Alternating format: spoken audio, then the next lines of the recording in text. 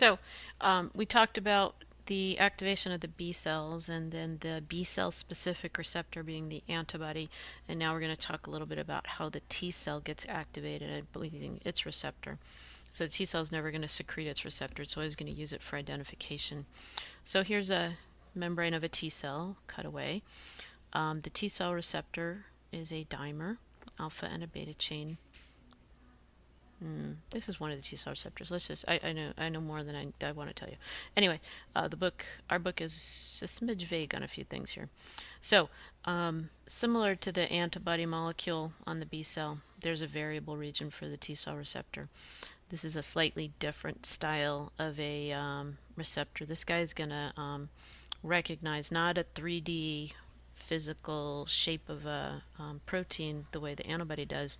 The T cell receptor actually sees a little contiguous part, about 12 to 18 amino acids depending on which kind of receptor it is, and it sees that as amino acids like in a helix, and it will put it in that groove. I'm pointing at the screen, you can't see it.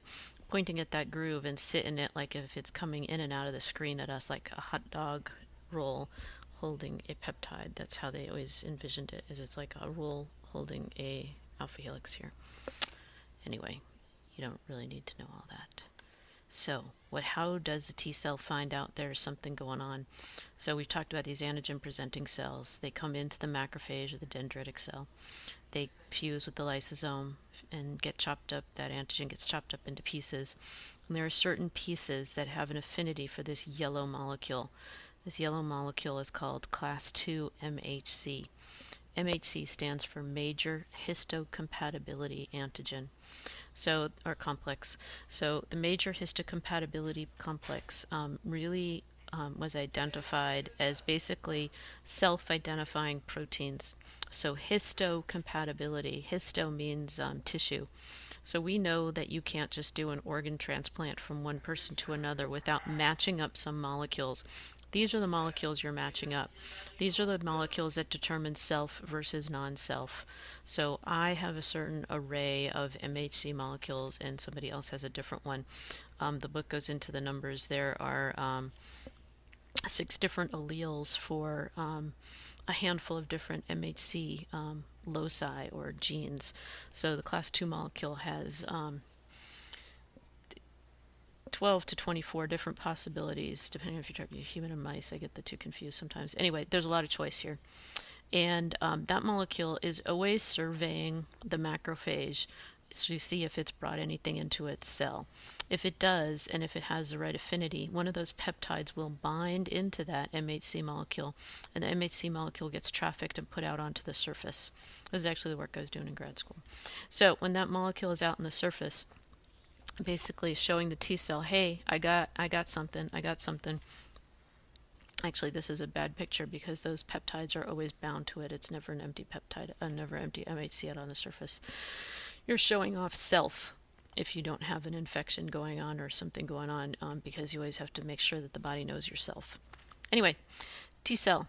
If this is the specific T cell for that macrophage or for that peptide, that T cell will get activated. So I'm going to stick with that we're talking about chickenpox virus just to keep my story straight. So if chickenpox is in your body, not only could it be infecting cells, but macrophages might be sucking it up and chewing it up. And some chickenpox virus peptide is presented on the T cell and it finds that T helper cell that matches it. At that same time that your macrophages are finding chickenpox virus particles, you may have a skin cell that's getting infected with chickenpox. We just finished virology. We know that when a virus comes in, it takes over the cell and it starts making its own proteins. So now this is a different MHC molecule, and they don't have it labeled here. It's MHC class 1. Class 1 is on every single cell in your body because all of your cells might become a target for viruses. So this MHC molecule, MHC class 1, is surveying the cell as well, but it picks up newly produced peptides. So the infected cell is making viral peptides. This MHC1 is surveying those and putting them out on the surface, and basically is calling for help to the T cell world.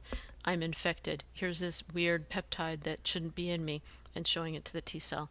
And this would be a T cell that is a T cytotoxic T cell that has also been activated with a helper T cell, and I'll have a picture in a minute that shows them all together. It has a close range binding, and then it secretes molecules that make that infected cell explode. So here's these two things happening side by side, and both of things are going to happen side by side.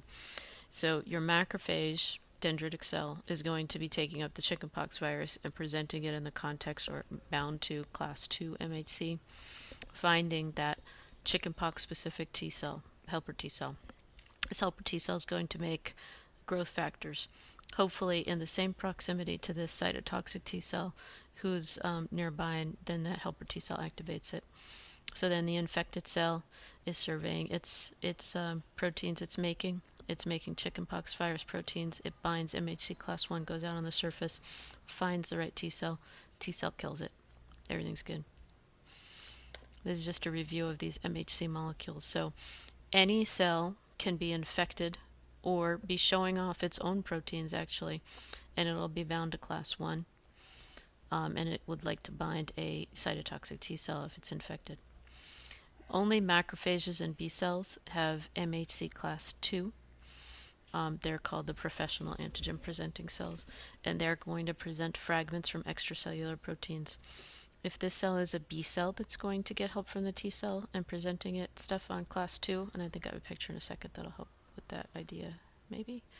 That B cell is taken in the virus on its antibody molecule, so it's the specific B cell that's going to get help. Your book mentions the idea that we need to shut the immune system down sometime. So in addition to having a cytotoxic T cell and a helper T cell, there's also a T regulatory cell. They know less about these right now, I would say. They have to be there. We need something to shut down our immune system, and they're suggesting that this T reg will shut off that activated helper or killer T cell. I think they still don't know exactly how all those work, so I'm not going to go into it too much. So again, here's the whole picture put together. Antigen presenting cell eats up chickenpox virus. It chews it up into pieces in the context of MHC class 2. So on the surface, MHC class 2 is holding some of those chickenpox proteins out here. Finds a helper T cell. Remember we said helper T cells have CD4. It's actually CD4 is a co-receptor. It has to bind on MHC class 2 for all this event to take place. Helper T cell starts making growth factors. Those growth factors will work on the B cells that are specific for your chickenpox virus, and also that cytotoxic T cell that's going to go and get activated to go kill a chickenpox infected cell. So your B cell might have taken in the chickenpox virus on this antibody molecule. This B cell would have chopped up like the macrophage does and put its pieces out onto the surface just like this. They should have drawn that on here. And then it also could bind a T cell, which will then tell it to grow and do the humoral immune response, which is basically making memory cells, making antibodies, and secreting them in plasma cells. So you can see how the helper T cell is at the very center of the immune response.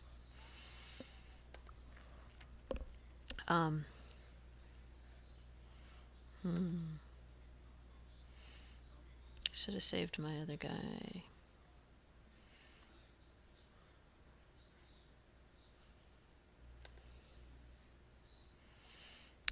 We can use this one for right now. So this is a vaccine response. So maybe all of us were vaccinated at some point. You get the introduction of the pathogen. Either it's a heat-killed virus or attenuated virus, and it's new to your system. And your cells are not doing too much. They have to go through the whole antigen presentation pathway. So the macrophages have to find it, the B cells have to find it, the T cells have to get activated, and so on. So it takes about 28 days for the cells to proliferate, and then you could also look at this as an antibody response too. The antibodies peak. And then they kind of go down. And then basically you have a memory system where your B cells have been saved as memory cells, and some of your helper T cells has been saved as memory cells. If you had an active virus infection, maybe they gave you the live but not deadly or dangerous virus, you would have gotten cytotoxic T cells. So you'd have all those stored in memory. And then maybe you get exposed to the pathogen again. The chickenpox comes around again.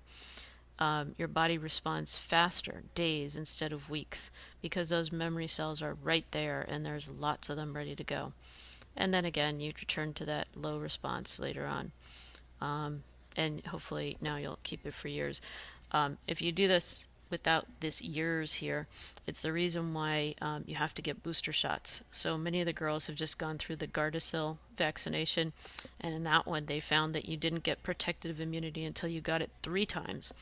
So you would get injected with the vaccine, make a response. You're supposed to wait, and it goes like every 3 months or something, and then you go get injected again and you make a response again, and then they found to have really good immunity you had to get injected again and do that to make sure that all your B cells and T cells were responding. And then this last picture was something that some of us watched all of the HIV HHMI lecture and some of us didn't. But this is the idea that T cells, as T helper cell concentration decreases over time and HIV increases over time, this is when you have full-blown AIDS, because now you have acquired immune deficiency syndrome that your body just doesn't have any helper T cells to help eliminate any other pathogens.